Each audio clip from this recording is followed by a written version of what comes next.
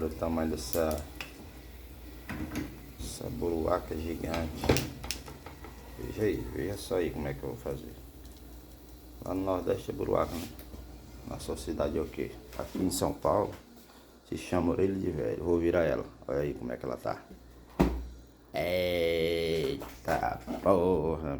Olha aí, galera. Quem queria tomar um cafezinho agora? Mas eu, hein? Uma buruacazinha dessa aqui, ó. Só no jeito, cafezinho. Esse aqui tá bom, hein? Aí tem gente que vem pra São Paulo, passa um dia em São Paulo, passa só um dia e já chega. Oxe, meu, e aí, mano? E aí, parça? E aí? Oxe, não sei o que, oxe é o que, caralho? Tá nem com 24 horas, tá em São Paulo, já virou paulista, pô. Não sabe fazer mais não, buruaca. Ah, vai não, viu? Vai. Essa delícia aqui agora, ó. Tá no jeito, que é nordestino raiz.